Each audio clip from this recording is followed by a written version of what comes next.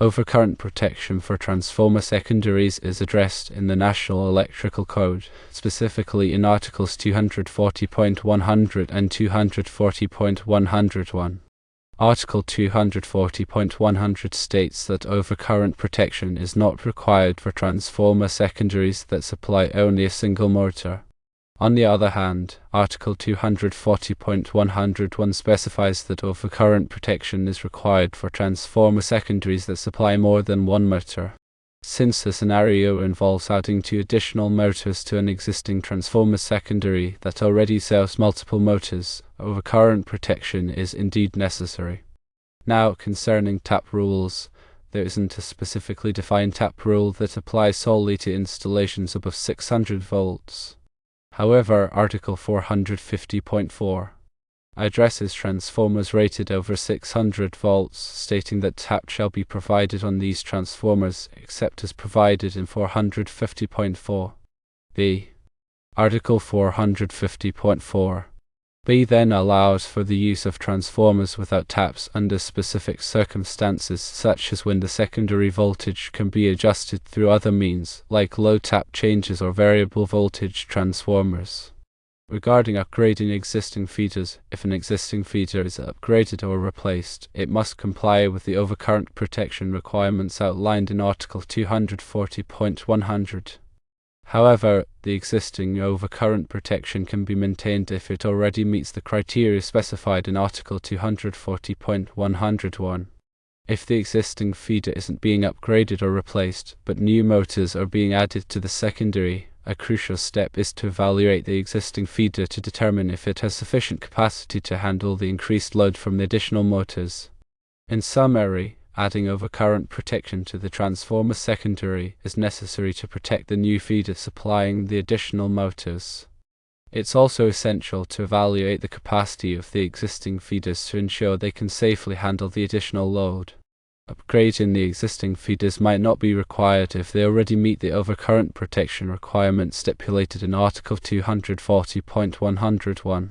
When assessing the existing feeder's capacity and overcurrent protection, several factors need careful consideration. Firstly, the ampacity of the existing conductors must be verified to ensure they can carry the calculated load current of all the motors, including the two new 350 horsepower motors, plus any existing loads served by the transformer. This calculation should be performed according to the methods outlined in Article 430 of the National Electrical Code, which covers motors, motor circuits, and controllers. Secondly, the overload protection for the motors themselves must be adequate. Each motor should have its own overload protection device, such as an overload relay or thermal protector, sized according to its full load current and service factor, as specified in Article 430. These overload devices are designed to protect the motors from overheating due to sustained overloads, but they don't provide short-circuit protection. Thirdly, the short-circuit and ground fault protection for the motor circuits must be coordinated to ensure that any faults are quickly cleared without causing damage to the equipment or creating a safety hazard. This protection is typically provided by fuses or circuit breakers, and their interrupting rating must be sufficient for the available fault current at their location. Time current coordination studies are crucial to verify that the protective devices operate in the correct sequence and that the motor circuits are adequately protected. Fourthly, the transformer itself needs to be protected against overloads and short circuits. While the primary side of the transformer is already fused at approximately 400 amps according to the coordination time current characteristic plots, it's essential to ensure that this primary protection is properly coordinated with the secondary protection, if any, and with the motor circuit protection. The transformer's nameplate impedance and voltage rating should be used to calculate the available fault current on the secondary side, and the protective devices should be selected and set accordingly. Fifthly, the installation methods for the conductors, including the armored cable and the cable tray, must comply with the requirements of the National Electrical Code. The conductors' ampacity must be derated if they are installed in close proximity to each other or in a high ambient temperature environment, as specified in Table 310.15 of the National Electrical Code. The cable tray must also be properly grounded and bonded to ensure a low impedance path for ground fault currents. Sixthly, the metal-clad switchgear and individual starters must be in good condition and properly maintained. The switchgear should be inspected regularly for signs of corrosion, loose connections, or damaged insulation. The starters should be tested to verify that they operate correctly and that their contacts are clean and free of oxidation. Seventhly, the overall system coordination must be reviewed to ensure that all of the protective devices are properly coordinated and that the system is adequately protected against overloads, short circuits, and ground faults. This review should include a coordination study that plots the time current characteristics of all of the protective devices on a single graph to verify that they operate in the correct sequence. Eighthly, the potential for motor starting inrush currents to cause nuisance tripping of the overcurrent devices must be considered. When a motor is started, it draws a large inrush current that can be several times its full load current. This inrush current can cause the overcurrent devices to trip, even if there is no fault in the circuit. To avoid nuisance tripping, the overcurrent devices should be sized and set to allow for the motor starting inrush current while still providing adequate protection against overloads and short circuits. Ninthly, the impact of the additional motors on the system voltage must be evaluated. When a large motor is started, it can cause a voltage drop on the system which can affect the performance of other equipment.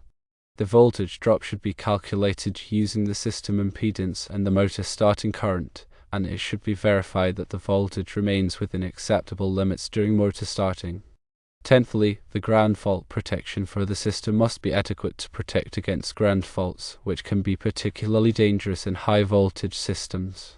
Ground fault protection can be provided by ground fault relays, which detect the flow of ground fault current and trip the appropriate circuit breaker to clear the fault. The ground fault relays should be sensitive enough to detect low-level ground faults, but they should also be coordinated with the other protective devices to avoid nuisance tripping. 11thly, the arc flash hazard must be assessed and mitigated.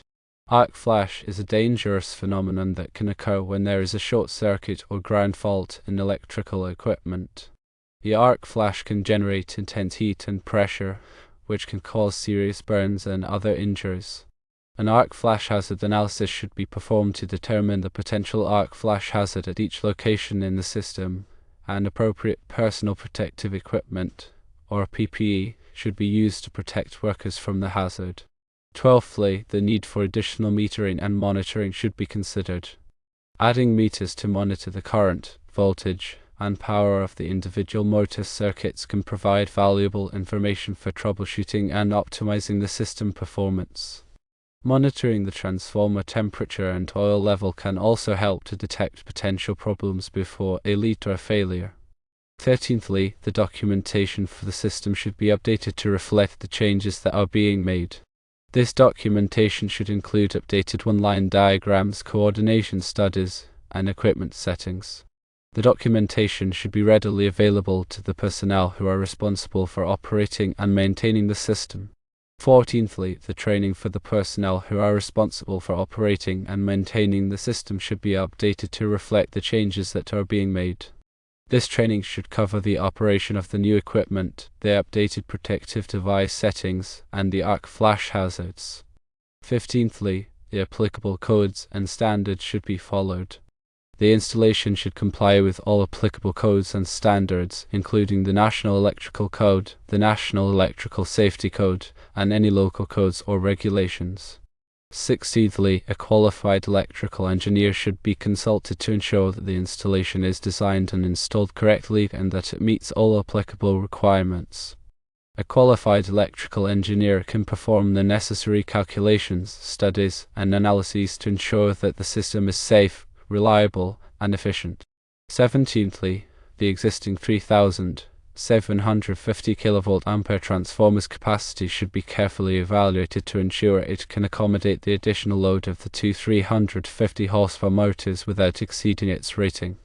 This involves calculating the total demand load on the transformer, including the existing loads and the new motor loads, and comparing it to the transformer's nameplate rating.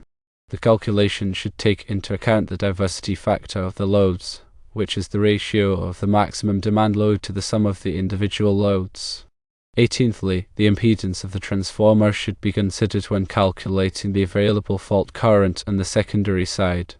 The transformer's impedance limits the amount of fault current that can flow during this short circuit, which affects the selection and setting of the overcurrent protective devices. The transformer's impedance is typically expressed as a percentage of its base impedance, and it can be found on the transformer's nameplate. 19thly, the ambient temperature and altitude at the installation site should be taken into account when selecting the conductors and equipment. The ampacity of conductors is reduced at high ambient temperatures, and the dielectric strength of equipment is reduced at high altitudes. Correction factors should be applied to the conductor ampacity and equipment ratings to account for these effects. 20thly, the grounding system should be carefully designed and installed to ensure that it provides a low impedance path for ground fault currents. The grounding system should comply with the requirements of Article 250 of the National Electrical Code, and it should be tested to verify that it is effective. 21stly, the surge protection for the system should be adequate to protect against voltage surges caused by lightning, switching, or other disturbances. Surge protection devices, or SPDs, should be installed at the service entrance and at other critical locations in the system to divert surge currents to ground and protect sensitive equipment from damage.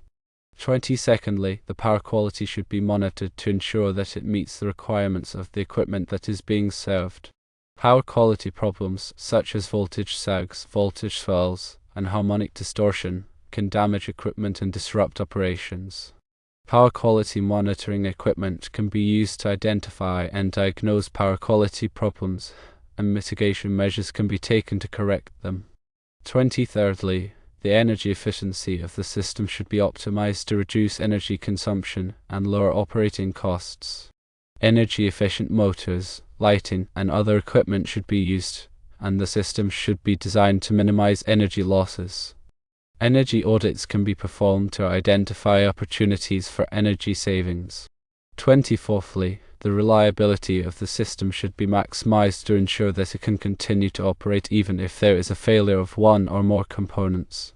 Redundant equipment can be used to provide backup in case of a failure, and the system can be designed to be fault-tolerant. 25thly, the maintainability of the system should be considered to ensure that it can be easily inspected, tested, and repaired. Equipment should be located in accessible locations, and adequate space should be provided for maintenance activities. The system should be designed to minimize downtime during maintenance. 26thly, the safety of the system should be paramount. All safety hazards should be identified and mitigated, and safety procedures should be followed at all times.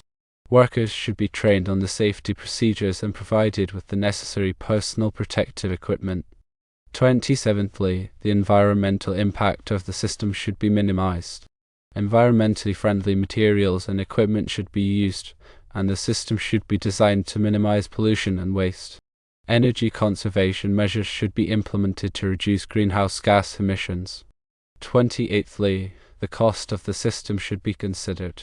The cost of the system should be balanced against its performance, reliability, and safety. A life cycle cost analysis should be performed to evaluate the total cost of ownership of the system over its entire lifespan. 29thly, the regulatory requirements should be followed. The system must comply with all applicable regulatory requirements, including those related to safety, environmental protection, and energy efficiency. 30thly, a qualified and experienced contractor should be selected to install the system. The contractor should have a proven track record of installing similar systems safely, reliably, and efficiently. The contractor should be licensed and insured, and they should be familiar with the applicable codes and standards. 31stly, a thorough commissioning process should be followed to ensure that the system is operating correctly. The commissioning process should include testing of all equipment and systems, verification of all settings, and training of operating personnel. The commissioning process should be documented to provide a record of the system's performance. 32ndly, a preventive maintenance program should be established to ensure that the system continues to operate reliably over its entire lifespan. The preventive maintenance program should include regular inspections, testing, and lubrication of equipment. The preventive maintenance program should be documented and followed consistently. Thirdly, a spare parts inventory should be maintained to ensure that critical spare parts are readily available in case of a failure. The spare parts inventory should be based on the equipment manufacturer's recommendations and the system's criticality. Fourthly, a disaster recovery plan should be developed to ensure that the system can be quickly restored in case of a disaster. The disaster recovery plan should include procedures for assessing the damage, obtaining replacement equipment, and restoring power. Fifthly, the system should be continuously monitored to identify potential problems before they lead to a failure. Monitoring data should be analyzed to identify trends and anomalies. Monitoring data can be used to optimize the system's performance and reliability. Sixthly, the system should be continuously improved to take advantage of new technologies and best practices. The system should be regularly reviewed and updated to ensure that it is operating at its peak performance. Continuous improvement is essential to maintaining a safe, reliable, and efficient electrical system. Finally, it is always recommended to consult with a qualified electrical engineer for specific guidance on your project.